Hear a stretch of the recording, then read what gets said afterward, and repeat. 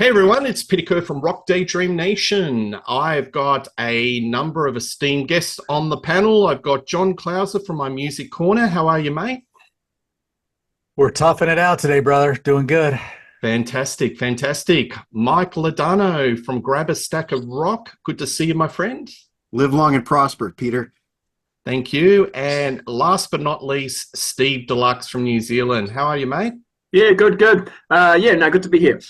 Fantastic from Rock and Metal Invasion. So today's show, we are going to put a spotlight on a album that came out in 1991 by a band called Tuff, Tuff. And the album is What Comes Around Goes Around. What I'm going to do just before we get into the album and go through the tracks and what we think of the album with our 2024 ears, is we're going to talk a little bit about hair metal per se. What is hair metal? You've got the gang vocals, call and response. You've got the power ballads. Of course, you've got to have a bit of a glam image. Squeal guitar lines and production values of the day, gated drums and cowbell. In respect of hair metal, what was the genesis of hair metal? Well, it was certainly influenced by Aerosmith. Kiss was definitely a factor. And I think a lot of the blue chip hair metal albums that started to come out in the early 80s would be your Rats, your Motley Crues. Dokken was definitely a high watermark. Things started to change in the late 80s when you had a band called Poison came out, and they were ultra glam. So that was like a big hit for them. Open Up and Stay Are. And there you can see the folks, Bret Michaels and co, and they were just ultra glam. And things further changed around about 1988, where things got a little bit dirty, where you had a band that was influenced by the Stones, influenced by Hanoi Rocks and Aerosmith, Guns N' Roses, and things got a little bit more street and sleazy. So we go to 1991 and you had a ton of bands coming out in the hair metal genre. Now, hair metal as a terminology is liked and loathed. Martin Popoff refers to it, so it's sort of accepted as a categorization, but you've got some commentators like Eddie Trunk who absolutely loathes. So I might just go around to each of you and just give me your favorite hair metal album. And also tell me, did you have any familiarity of the band Tuff in the day? And then we'll get into the album. JC, John Clauser, what's one of your favorite hair metal albums? Boy, I've been sitting here just trying to think of this. What would be a good choice? I guess the one I probably listened to the most would probably be Motley Crue Shout at the Devil. I feel like I played that a ton because all the kids at school were, Ozzy and crew came through town and they all got to go, but I didn't. But everybody was having crew shirts on. And so I think when I got that, I'm like, oh my gosh, this is fantastic. Yeah, I played that a ton. And of course, Theater of Pain comes out and I'm like, that was nice. But yeah.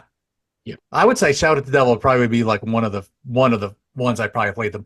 I don't want to put Wasp in that category because I don't classify them as hair metal personally. But I would say Shout at the Devil. Yeah.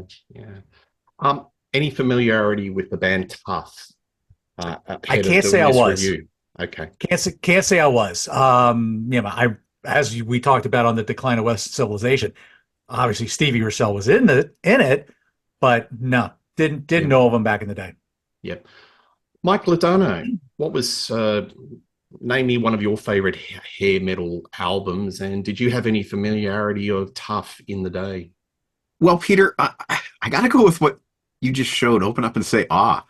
I'm just sitting here and I was kind of like getting my brain going, cranking up my brain and thinking about other bands that you didn't mention, like Quiet Riot and whatnot. But man, I do love Open Up and Say Ah, legit, still to this day. I remember buying it.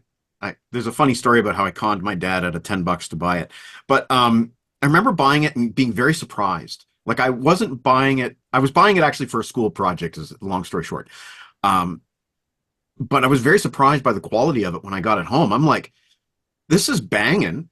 There's this cool ballad that I hadn't heard before, and every song is pretty much every song was quality. I felt it was a good solid 9 out of 10, and to this day I still like it. I still like it.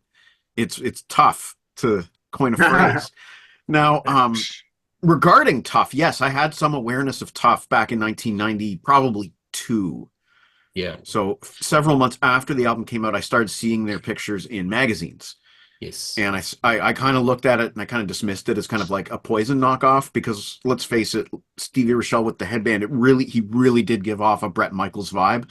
I don't think that's slander. I never heard one of their songs. Okay. You and I have talked about Much Music in Canada and how much that was important to me as a kid growing up and listening to metal.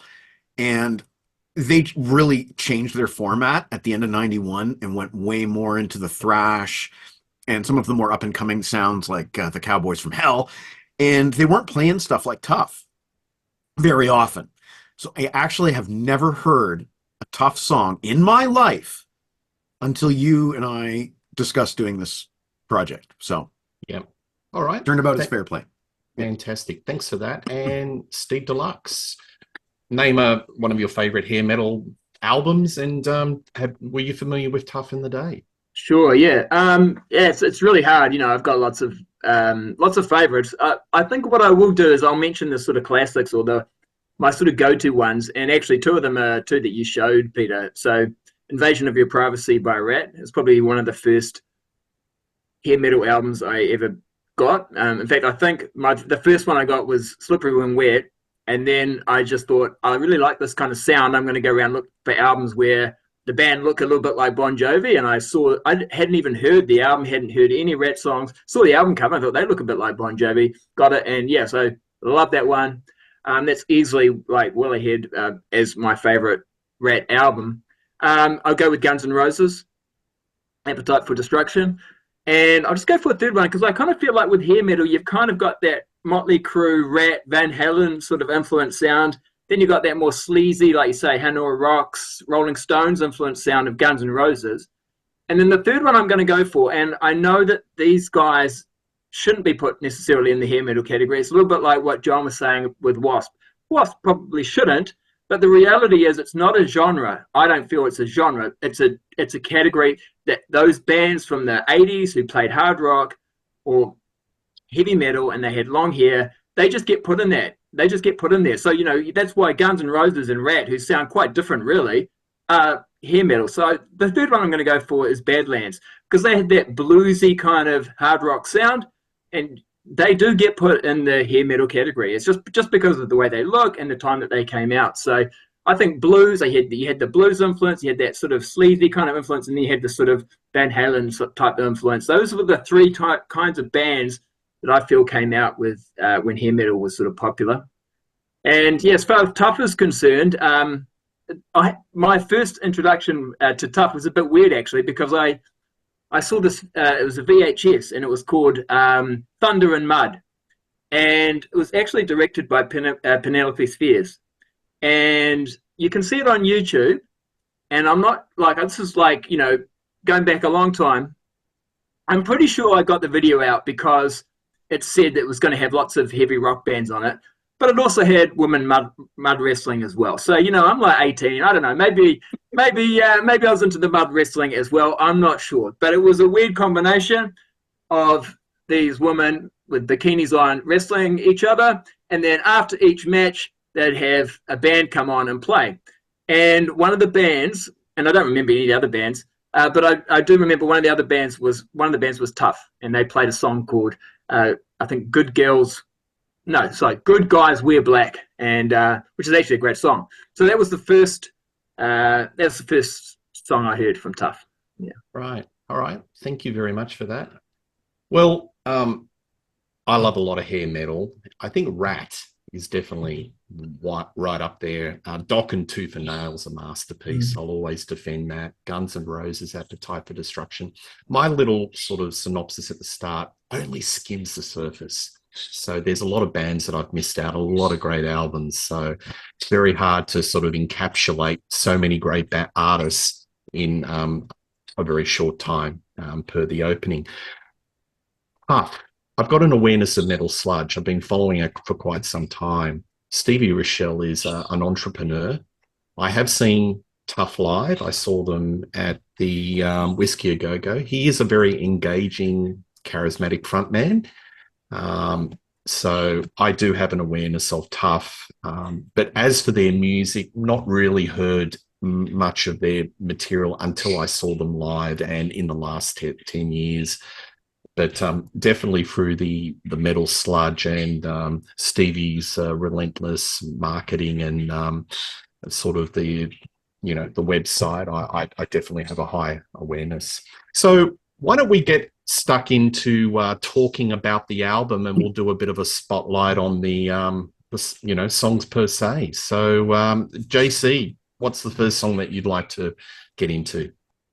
Well, let's just kick it off with All New Generation. So it's the second track on the album.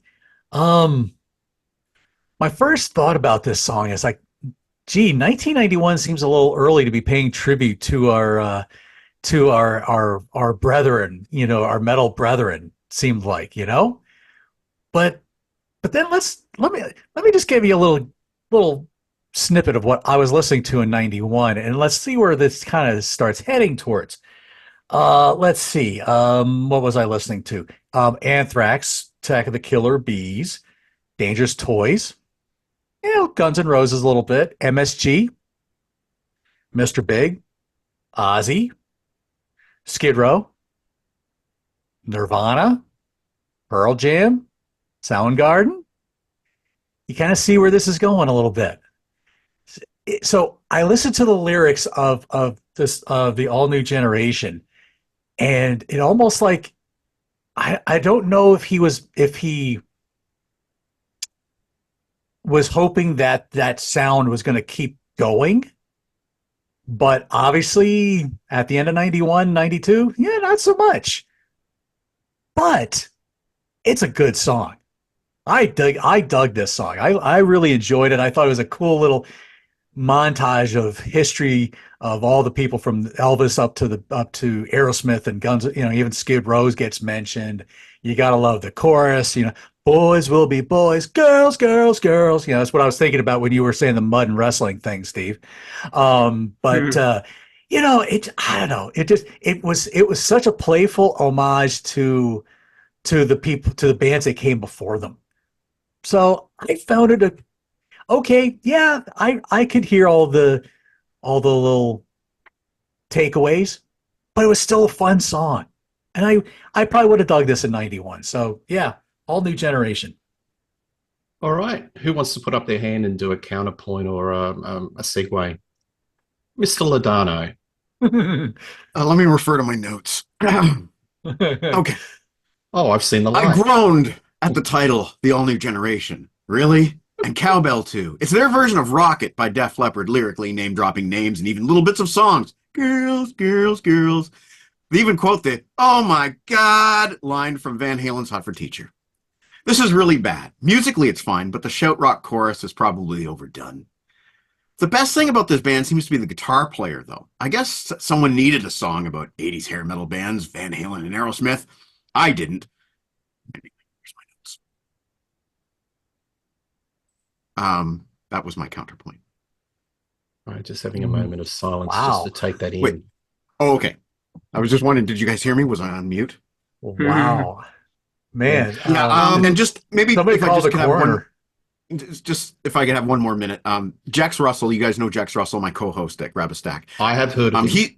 He's been messaging me all week about this Tuff show that we've been planning, and he really likes that song. He was messaging me and not knowing my opinion of that song. He's like, "Man, I really love that All New Generation with that girls, girls, girls." So I think I was not in the headspace of needing to hear that, and other people are. All right. Well, I'll put up my hand. I'll continue. I wrote down, it's like we didn't start the fire of hair metal. Billy Joel, we didn't start. Yeah, it's like that name dropping. And I hate those sort of songs. I think it's lazy. Heaven did it in the beginning, the Aussie hard rock band in the early 80s in the beginning, and they, cite Led Zeppelin and Deep Purple. It's a bit lazy. It's been done before. I think this album, there's a lot of pressures and machinations at play that you can't blame the band. It's the corporate environment. They got signed to a major label, and there are certain rules and certain parameters of what was popular in hair metal. And these guys are just doing what they can to get sales. They're a very hardworking band. You read their story, they crisscrossed all around America, up and down, every bar in, America. They were basically plying their trade, marketing their sound. So you've got to understand, you can't, there's a lot of pressures where I think this is a very corporate hair metal album where there are certain there's like a holy scroll that they have to follow, and you can't get too out of the box, because what's the ultimate goal? Get airplay on radio and get sales. That's the modus operandi. So there's a lot of other circumstances, and I think as we go deeper into the songs, that will become apparent. But I don't like this sort of name dropping song. I find it very lazy songwriting. And yeah, look, you've got all the components, the gang vocals, which were prevalent. You got the cowbell. There's so much cowbell on this album, and it's like they had a fever. Oh, absolutely. I like what you said about comparing it to that Heaven song in the beginning, because I really love that song. I never thought about that, but you're right. I like that song. I just think the timing's probably not very good. I thought, ironic that they're calling themselves. I felt like they were saying they're the new generation. They're going to carry on all these great, like what these great bands from the past have done. And of course, it's ironic because it's like it's over. Your generation. This is not the new generation. Nirvana's the new generation, or do you know what I mean? Pearl Jam, or that sound. That's kind of the new generation, really. And they're not going to write a song saying we're the new generation, because that would be that just wouldn't be very grunge, right? But well, I think it's much more sort of hair metal or whatever 80s rock to kind of go, yeah, we're the new sound. We're the new generation. I can imagine that, and I could have imagined this being a hit. I mean, whether you like the song or not, I could imagine it potentially, being a hit. I actually said on my notes with this song, I said, the thing is, when I heard this, I was about 20. So I'm a bit too old. I'm not really like this. I'm not part of this generation, or you know what I mean. If I was 12 though, or something like, I can imagine I could be just, this is my generation, sort of something like that. But well, that's also a slight segue into a lot of that genre of songs called the band that's a little bit older, but they write for a younger audience. And we had some really embarrassing catastrophe songs like Uriah Heep in the Equator album calling a song called School's Burning. I mean, bloody Mick Box and Pete Goldberg in their 40s. Yeah. Judas Priest, Parental Guidance. That's kind of the nadir of their lyrical, these middle-aged rockers talking about parental guidance. It's kind of embarrassing. So that's another sort of subtext to this song where, you've got these artists that are a little in their 20s, I would imagine. I'm sure somebody's going to correct me, but talking about youth culture where it's like, it's kind of a song that's got all the marketing elements, but creatively or artistically, I just don't think it's really saying too much. And I'll say it again, that Billy Joel song, I hate that song. Okay, me too. Mike Ladano, why don't you spotlight the song and then we'll wade in? Okay, well, you know what? Because I just did a hate on for that song, I'm going to talk about one that I liked. On side 2, we get to a good song called So Many Seasons. And I kind of found this similar to another song called Edge of a Broken Heart by Bon Jovi. You guys might not know that one because it was never on an album. It was a B-side. It was really good. It's like, this is one of those B-sides. It might have made my list, Peter, when we did that show about B-sides. But this is one of those B-sides that should have been on the album and maybe even should have been a single. So anyway, I think that this Tuff song resembles it in some way. That's just the way my brain is responding. Either way, I like it. I think that this band has a really good guitar player. I keep hearing a lot of guitar stuff that I really, really like. Jorg the Saint. Yes. Yeah. Okay, so that's how you pronounce it? Jorg? Yeah. Sounds good to me. Yeah, like I'm not really, like I said, I never owned an album before, never listened to this band, so I'm not really familiar with the band members, but the guitar player is great. And that's a song that I really, really liked. I thought it was tight, thought it was melodic, thought it had punch, and yeah, it had youth. It was great. I like that song. So Many Seasons. Anybody care to trash that song? Because I think you're wrong. Now, the only thing I'll say, Mike, is because I actually used to have this on vinyl, believe it or not, and made the mistake. Yeah, made the mistake of selling it, and now it's worth quite a bit of money. But my only issue with it, because it's kind of like a mid-tempo ballad, and I never like side two or even side one, obviously, opening up with a sort of a slower song. I think you should always sort of kick it off with something a bit more up-tempo, but this is 91, so it's kind of more the CD age anyway, so they're probably not thinking about orders of the tracks. But like there's three ballads, or I'm considering that a ballad. I know it's more of a up-tempo kind of ballad, but that'd be one of my favorites of the three sort of less rocking ones on the album. Yeah. Well, I think Guns N' Roses Lies was responsible for a lot of bands rethinking their plans in respect of arrangements and songs, and putting down the electric guitars and putting a bit more acoustic and going for the sensitive side of music. And that goes into that sort of genre of music. There's double track harmonies. It's quite funny that the harmonies are sweeter than the singer, because the singer's got a very Alice Cooper snarly vocal, which, when we get into the ballads and he's singing about kind of a love song or he's kind of emoting, but you hear this sharp snarly, and you're wondering, is he kind of, I don't know, it's sort of like sarcastic. I'm not sure. But the melodies of the backup singers are much more sweeter than the actual singing. It's sweet, but you can see that Guns N' Roses, they're the trailblazers here, because that Guns N' Roses which sold a ton of records, really inspired a lot of these bands to get out the acoustic guitar, get their emotional mojo out, put some balladry out there. Any recourse to that statement, folks, guys? No? I kind of agreed with Mike. It was a nice song. I thought it was a nice feel good kind of song. I don't know. I almost got an LA Guns kind of feel a little bit here. Like if LA Guns stayed kind of more of on a softer side, but I think the Guns N' Roses element certainly is there too. But LA Guns, for whatever reason, I guess the vocal kind of made me think LA Guns a little bit. But I thought it was a good song. Yeah, sure. All right, Steve, what's the song that you want to spotlight?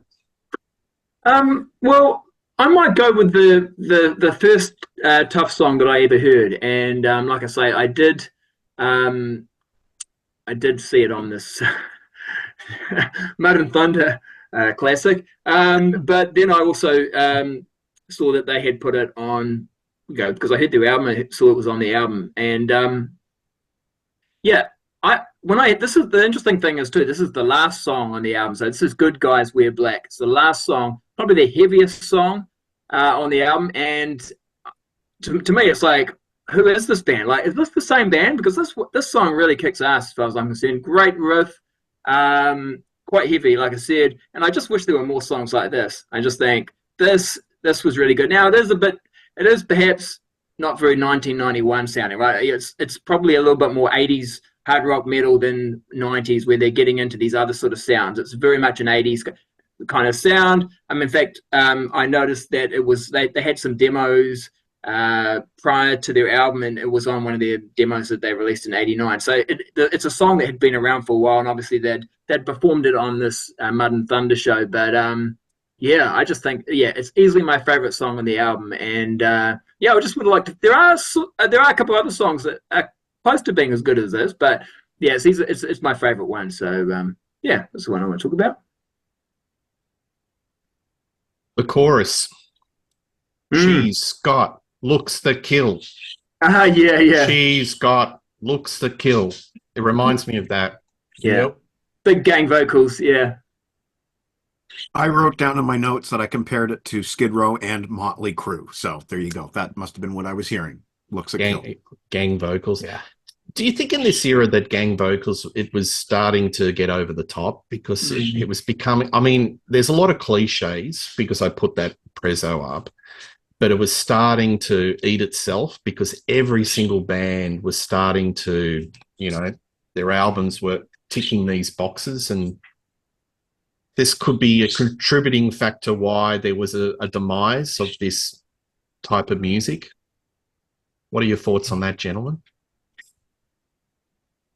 Well, you know, if you think about Cherry Pie, they had like a lot of gang. The whole song's almost like a big gang vocal, isn't it? You know, so yeah, it was you know, I don't know how many times they're tracking the vocals when they're recording it. You know, so it's just it just was overdone. I think it sounded good at first, but every band was doing it, and it just became, like I say, it became a cliche of hair metal bands, really. Yeah, absolutely. And you can track it to Mutt Lange with Def Leppard and AC/DC. So even like that poster behind you, Steve Deluxe, that's the album where he even got AC/DC singing gang vocals to give that a little bit of more oomph in the bottom end. So that can be seen as the origination of this whole gang vocals. But by the time it got to 89, 90, 91, it was just used everywhere. And it was starting to be a pretty tired.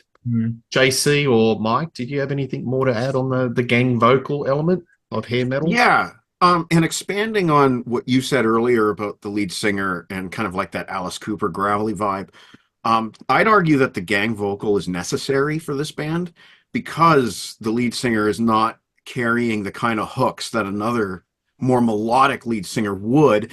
And I'm guessing that the other band members aren't like the kind of background vocalists that are going to make like a sweet Journey kind of harmony behind him either. I think that's the only two ways to do it. Like Alice Cooper does a lot of stuff with layered harmonies behind him. Think about Poison, for example. So that's one way to make that voice work. You hear it so much in especially 80s Alice Cooper, where he's, hey, hey, hey, hey. And, you know, there's like there's that gang vocal behind him, but there's also a lot of harmony stuff going on too. So I think just because of, you know, the range and the singer's got a good rasp, a really good rasp. And I like a rasp, but I was craving to hear more melody. And I wasn't getting as much melody as I wanted from this kind of metal. So yeah, I'd argue that the gang vocal is kind of like necessary in light of the lead singer's range and style. You got to have something that punches home a hook, and they're not doing it with harmonies. So what else you got? You got gang vocals. Yeah, that's a really good counterpoint, Mark. I appreciate it. No, that's Thank you. Good. All right. Well, I think it's up to me to come up with a song. Look, there are some really good songs on this album, so it's not all negativity. Lonely Lucy. I like that song. It's got a bit of an Aerosmith sounding vibe to it. Motley, Aerosmith. It's got a bit of swagger, a bit of sleaze. So I think when the singer, he's got a very sneery vocal range. When he does that sleaze or that, and shows a little bit of swagger, it adds more personality to the song. And this has got a bit of personality in spades. It's definitely Alice Cooper-esque type vocals. You've got the call and response, which is another element with the gang vocal. The vocalist says something, the gang vocals call back to him, goes back and forth. That's another trademark of hair metal, and that's in this song. I mean, this song's a little bit cliched, but I think it's enjoyable. And I've read a few reviews of this album, and a lot of people sort of regard this as one of the filler tracks, but I think it's one of the ones that I can't groove. It's got a bit of groove to it and a bit of swagger. Anyone want to counterpoint off this one? Yeah, I'll just say Lucy. Yeah, I'll just say, Peter, it's interesting you said some people said filler track. That's actually what I did put down in my notes. I thought it was a bit of a filler. But I also did say, you know, as we've already talked about, the musicianship, like the guitar player, and I even think Stevie on the vocals sounds really good on this song. So the musicianship, there's no issues there at all. In fact, I saw a video of them in concert from 1992, and they sounded great. They sounded really good. It looked like a great concert. People were into it, but yeah, I mean, I just think, yeah, these guys can play. But yeah, for me, it's a bit of a filler. And also, one thing I did also want to say, I don't know if it is a hair metal thing, but alliteration, I think it could be a hair metal thing. I think songs that start with the same letters. Yeah. Not sure. That's true. Yeah. I'll repeat it. I've seen Tuff in concert, and Stevie is a very engaging frontman. He's charismatic. He works the crowd. So that's a huge tick. But yeah, it's just this album, I think, is more of a symptom of what was corporate in the time. And maybe they didn't have as much influence or artistic type of, they couldn't make the choices that they would have liked to. I don't know. Or, Peter, you mentioned that Stevie Rochelle's an entrepreneur. This could all be part of the master plan. Maybe. Sound is part of the master plan. Maybe. You don't know. It could be. I mean, he's not a dummy. He's a very smart individual. Very intelligent. Very. All right, we'll do another round. JC. Spotlight a song. Oh, Ain't Worth a Dime. Why do I feel like I'm hearing Skid Row's Piece of Me a lot in this song? The bass line, I don't know. Piece of Me was like the first thing that came to my head when I was listening through this song. But all that to say, though, I still dug the track. I thought there was I'm just kind of looking through I did get a CD of it, so I'm having to look through I just thought just the lyrical story behind it. I just thought there's actually I thought this was a good, tough, no pun intended, a good, tough song. Lyrically, I thought there was some good stuff here. You ain't worth a dime, wasting all my time on you, baby. You ain't worth a dime, ain't worth a dime. I still kind of thought it was pretty good. I thought it had an attitude about it. So I thought again, pretty fun track. A good track with attitude. But yeah, I still feel like I feel like I've heard some kind of a retread, a Piece of Me somewhere. I'll say that the guitar playing on this song's fine, really fine. Mm-hmm. And the guitar playing is really good all the way through this album. I'll even go one further. It's got great production, really sick production. Howard Benson. You can tell that it's on a major label. So good separation. It's sparkly, great production. Pro sounding. Pro sounding. Well, you think about what some of the stuff Howard Benson was doing before this. Bang Tango, Pretty Boy Floyd, Child's Play. Who remembers Child's Play?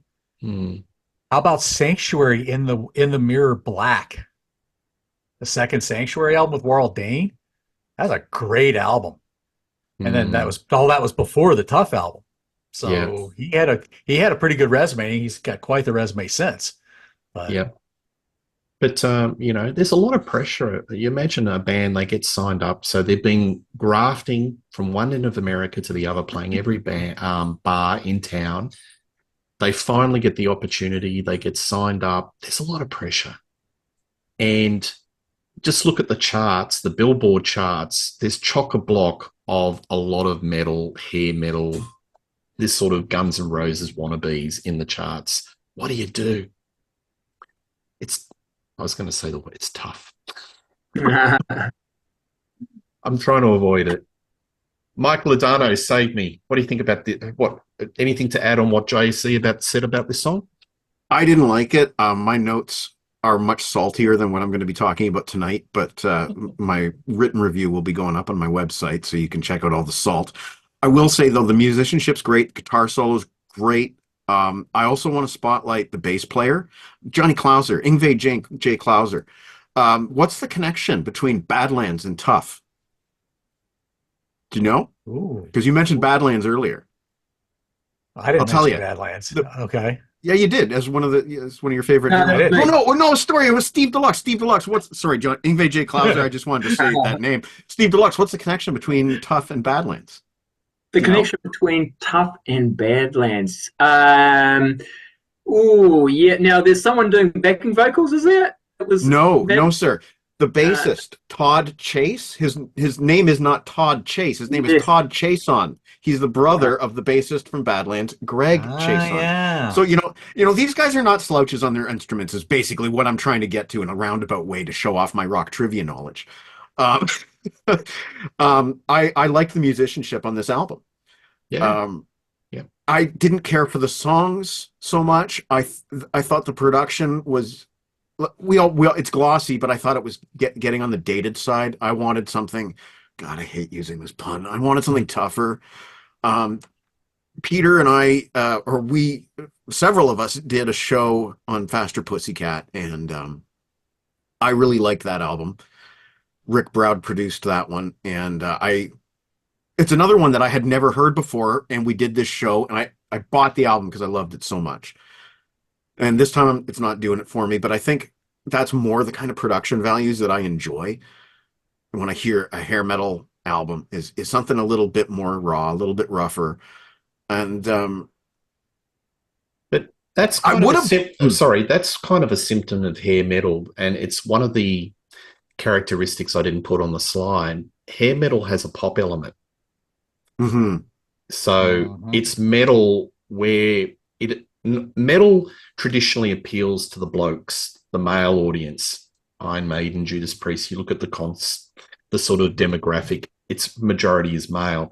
Hair metal was music that actually had a pop sensibility that brought women into the audience, whether it was through the image or through the songs. That's why you get power ballads. That's why you get sort of songs that have a little bit more melody, less crunch, so they get played on radio. Do you think that's kind of a symptom? Because I said it's great production, but it's within the confines of hair metal.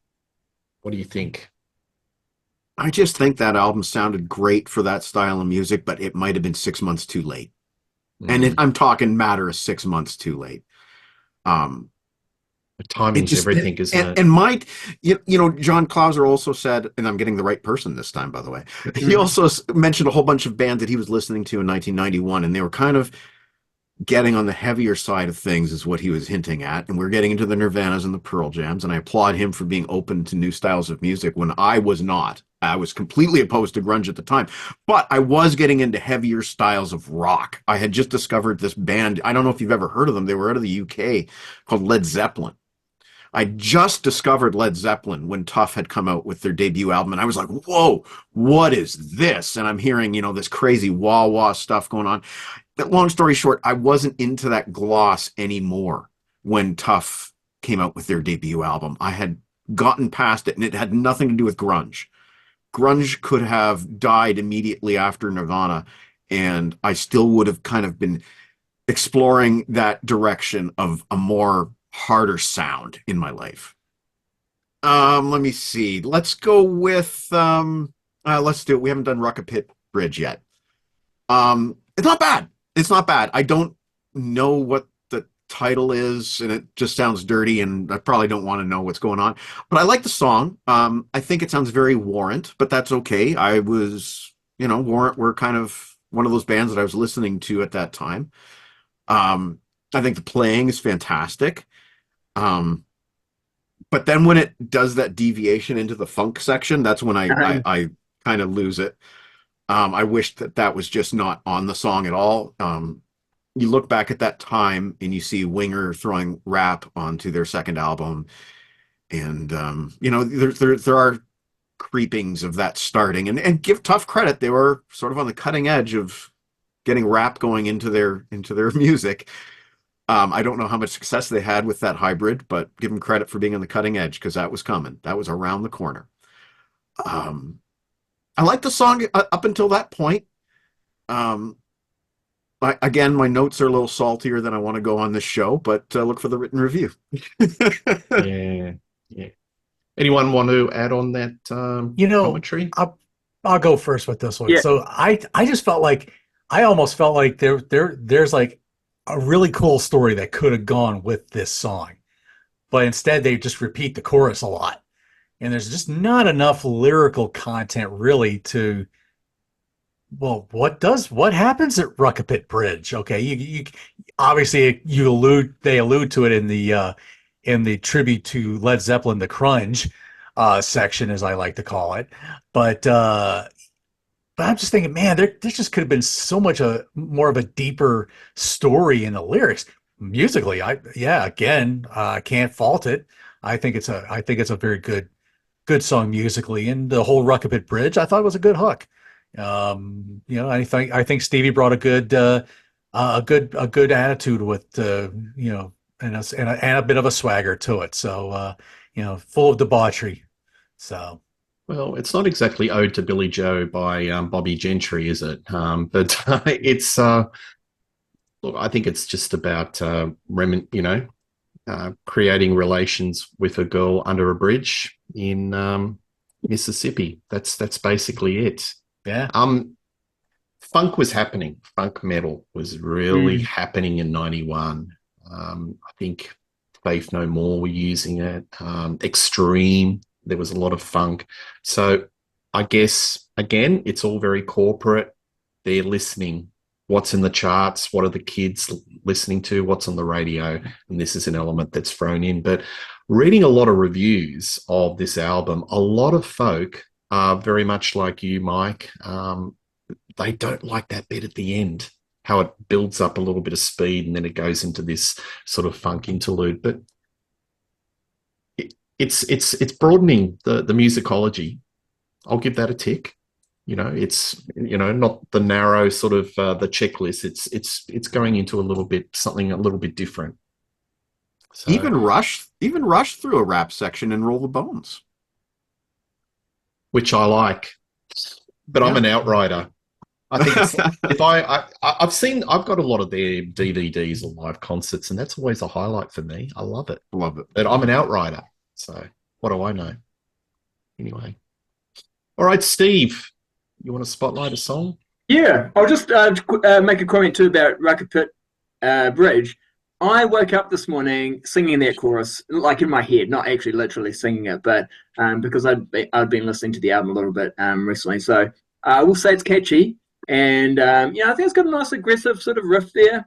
So, but yeah, lyrically, I'm not quite sure what it's about, and don't need to probably know what it's about. But yeah, it's no, I think that's actually not a bad album opener. And I know what you're saying about the sort of funky bit at the end, but it's not very long. So if you don't like it, it's over pretty quickly. But yeah. So look, I'll talk about now. I'm not sure. I had a look on YouTube. There seems to be 2 music videos, but I'm not. And so one was All New Generation, and I'm not sure how official that is, but I think it is. But I know that there is a music video for I Hate Kissing You Goodbye. So I think that was sort of the one they were going for. And that makes total sense, right? It seems like Every Rose Has Its Thorns kind of song.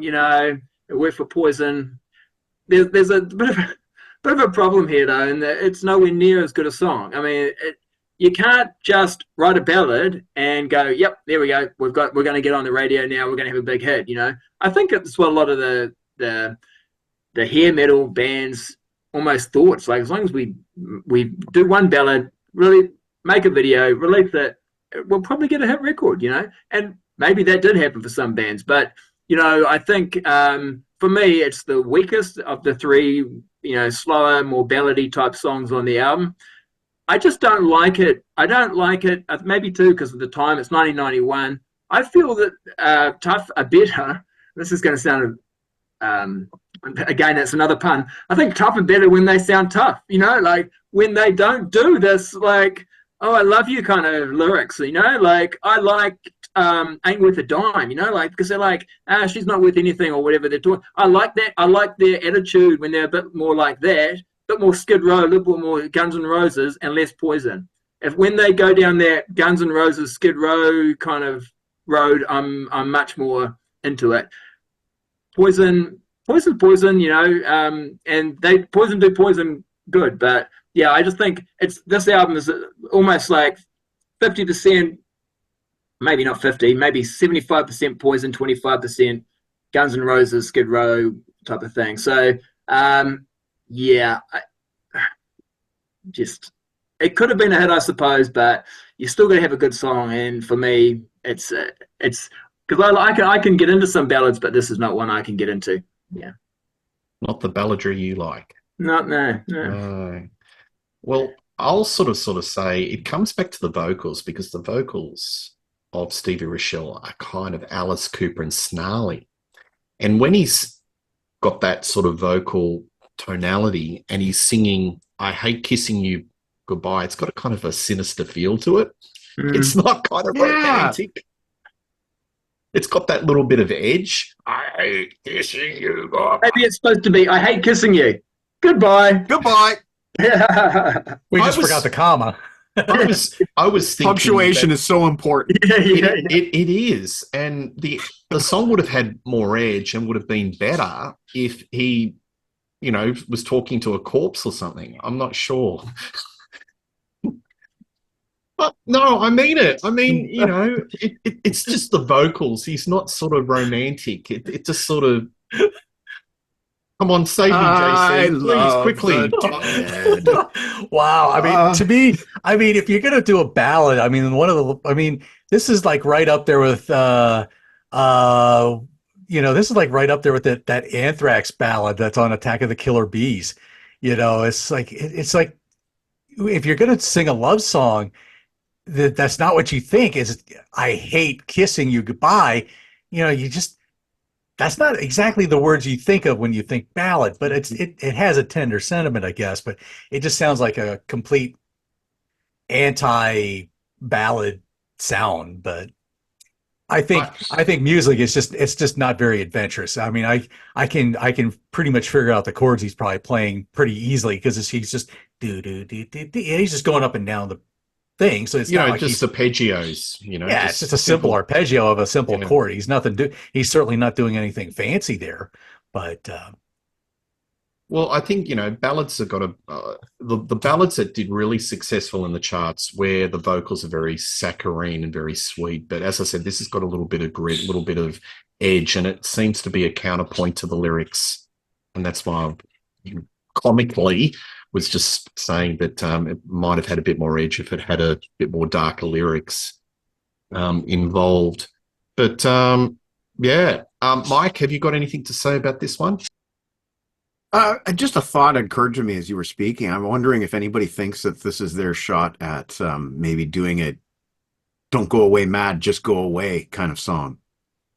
All right, well, I'll finish the sweeter songs. I'm going to talk about "Wake Me Up." So I put that this oscillates between a little bit of an Alice Cooper vocal, and then you've got a little bit of Southern blues, a bit of Americana. Maybe they're trying to get their Allman Brothers on. It's a bit of a power ballad with a touch of Southern and gospel. You've got the acoustic guitars that John was referencing before. The piano, you've got bluesy lines. It's got a bit of energy. I don't mind this song. I think it's one of their stronger tracks on the album. Does anyone want to counterpoint this one? I'm hearing a bit of Tyler and Perry in the twang. They were doing that kind of stuff on Pump, and I hear a bit of Skid Row. And I don't mind the song. I think it's fine. I think though, if you think in terms of here's the album and ranking the songs from 1 to 10. That's fine. It sounds good. It's one of the better songs. But if I took like every ballad that I have in my entire collection and put them in a big bucket and sifted it, and this one would come near the bottom, I think, of its similar brethren, I think, personally speaking. I don't want to be mean. I mean, it's a good song. I just think it's unremarkable is the word I'll use. I used to think like hair metal albums should have a maximum of 3 ballads, right? If it's like 10 tracks, if you go more than 3, then you're almost not even like a hair metal band. You're soft rock or something like that. Air Supply. Yeah, you're getting too close to Air Supply or something like that. Yacht rock or something. So they're expect pushing to hear it. that band, did you? On this show, Not tonight. coming soon, ranking the albums of Air Supply with Mike LeBrain. Yeah, that's their next project. Spoiler alert. I've got the greatest hits. They've got some good songs, you know. Well, there you go. Steve's going to be on But that I show can't too. contribute. I don't want to contribute to the show. Oh boy, I'm going to be Oh, editing a lot of. Yeah. Yeah. Oh, Starting to break down a bit. yeah. The only thing I'll say one quick thing about this song. I think it was a nice song, but I think you had a string of slower, ballady kind of songs here. Yeah, you had essentially about 3 or 4 of them here, and then then all of a sudden you get woke back up in the stupor of Spit Like This, which is that's a pretty gnarly little song right there. But anyway, I didn't have any problem with Wake Me Up. I thought that was a good track too. Alrighty. So what we might do is just do our final rounds of our sort of synopsis of what we thought about the album with 2024 ears. So I'll start off with you, Mr. Clausen. What's your views of this album? All right. So Stevie Rochelle, if you're listening to this, if you actually take the time to watch this whole thing, okay, 2024 me should not appreciate this album as much as I did.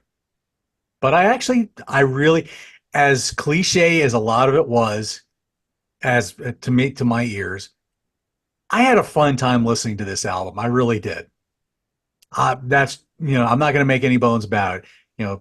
Musicianship was great. Stevie had a good voice. I just can't help but think it just came out a little too late, but I'll be honest. I had a fun time listening to this album. So that's really all I got to say. I actually enjoyed it for what it is. I'm not going to rip on it because, I found myself liking it the more I listened to it. Thanks, John. Mike. Okay, so I wanted to buy the album because I like to have a piece of physical product to show in my hand when we do shows like this. And shipping to Canada is very different than shipping within the United States, and I couldn't find a copy for under $30. So life might have turned out differently if I did own a physical copy, because just the way my OCD operates, I would feel an obligation to pop it in every 6 months or so and give it another shot. As it stands, I don't own it. I probably won't listen to it again. I probably won't seek it out.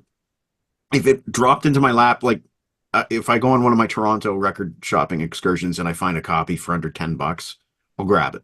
Okay, I will grab it if I find it for under $10. But otherwise, this album reminded me of songs that I like by other bands that I like better, that I prefer. I mentioned that Bon Jovi song, and we've done the game of comparisons already with other bands and other songs.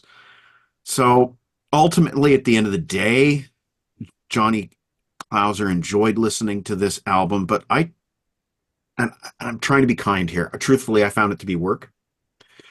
I found this to be more like a school assignment. No offense, Mr. Kerr. I appreciate you inviting me on the show. But it did feel like a school assignment more than, man, am I ever enjoying listening to this. And in total, I played it 6 times, including 4 this week, including 2 today. And I think I'm done. Steve Deluxe. Yeah, like I said, I did used to have it on vinyl, and I would like to have it in my collection. And as I am a bit of a vinyl guy, that's kind of really how I would like to have it. I know that he has, Stevie Rochelle has reissued it or re-released it. So I know you might be interested, Mike. So if you have a search on his website, I can't remember the name of his website, but you can pick it up. The only reason I'm hesitating is because being in New Zealand, the shipping's like the same cost pretty much as buying the album itself. So, which isn't cheap, but that's okay. The vinyl, you expect the vinyl to not be cheap these days. But yeah, but I would like to have a copy of it again. There's probably 4 or 5 songs on it. Definitely 2 songs or 3 songs that I really like. I like Good Guys, Wear Black, Spit Like This, and even Rakapit Bridge, which I said this morning, was in my head as a catchy chorus. All New Generation and Ain't Worth a Dime. So I mean, all those ones I quite liked as my sort of or liked. I thought were really good songs. So it's a bit 50-50, and that's okay. But that's pretty, to be honest, that's fairly typical. I found with the albums I was getting in those time and back in those days and from that particular time period, it's always a bit, some songs, you really enjoy, others you skip or don't like so much. So I think it's a totally acceptable effort and totally acceptable album. It's not a 10 out of 10, maybe a 6 or 7 out of 10. Maybe 7's being a bit generous, but yeah. So I think the problem with them, and I know this excuse is used a lot. Oh, it came out in '91, so we had no chance. I don't know if that actually would have made any difference. I think it's hard to know. We don't know, do we? It possibly didn't help, but then again, at the same time, putting out an album like that in 1991 was their choice, and maybe even before Nirvana, I don't know. Obviously, Nirvana came out in '91. I'm not sure if Tuff came out after Nirvana's album came out or a little bit before, probably a little bit before, but I'm not sure. But either way, hair metal itself was already starting to move away from a lot of the cliches that you find on this album. That it's starting to move into other areas, and a lot of the hair metal cliches were starting to be dropped a little bit. So I feel like they hadn't quite picked up on that. They do have a couple of other albums after this, and for me, like obviously they still kept their sound, but they did start to They started to go more Guns N' Roses than Poison. So I think the next album was called Fist First, and if you check that album out, you'll notice it is a tougher sound, and it's more Skid Row Guns N' Roses than Poison. They don't sound anywhere near as much like Poison, and the lyrics have changed too. It's a lot more negative, kind of, a lot more grungy, kind of. How it got kind of things got kind of negative in the '90s. Yeah. So it's a lot more like that. So the negative '90s. Yeah. Can't forget that era. Tuff came out in May of '91. Nirvana was September. Yeah. Yes, it was. So they still had that time. You're either going to hit straight away. Usually, I mean, okay, not all the time, but. I Remember that scene in the Poseidon Adventure where the captain saw the tidal wave and it was like, it's like, that's grunge. Yeah. I think this album is weighed down by the conventions of heavy metal or hair metal, cowbell, power ballads, squealy guitars, call response. It's very cliche. It's very generic. As I said, I've seen Tuff. They're very energetic, engaging live. I think perhaps if you listen to their second and third album, there's a little bit more grit. There's better songcraft where they're kind of figuring it out. But there's just so much pressure on this album. It's very corporate, and it's just too generic for me to really, truly enjoy it. And it's just weighed down by the conventions of what's happened before. If you're going to make an album, and, JC and I have done plenty of rock postcards where you've thrown me some albums of this era, and they're really, really good, but they get lost in the crowd. And some of those albums are probably a little bit better than this one, JC, and they didn't make it. So, it's pushing it. You're just pushing uphill. Mm-hmm. But look, there's a few good tracks. Musicianship's fine, but there's not enough individual personality that pops out of the speaker to say, hey, look at me, and to really sort of say that this was ever going to be ahead of the pack. So all right, well, there you go. Thank you, guys. That was a very entertaining sort of show to look at the tracks of this album, of what comes around, goes around, and to talk about, hair metal per se. So John Clauser, please check him out on My Music Corner. Wonderful series on Judas Priest. Please check him out. Give him a like and subscribe. Mike Ladano, love the show. Grab a stack of rock. Plenty of content. plenty of merch. Steve Deluxe from New Zealand, Rock and Metal Invasion, flying the flag of metal and rock. Wonderful show. And this little show here, Rock Daydream Nation, please like and subscribe. Tell us what you think of Tuff. Tell us what you think of hair metal. What are your favorite hair metal albums? But one thing's for sure, in 2024, check us out. This group will come back together and we will convene to pull apart, analyze, dissect, and get the microscope out on another rock album. See you later.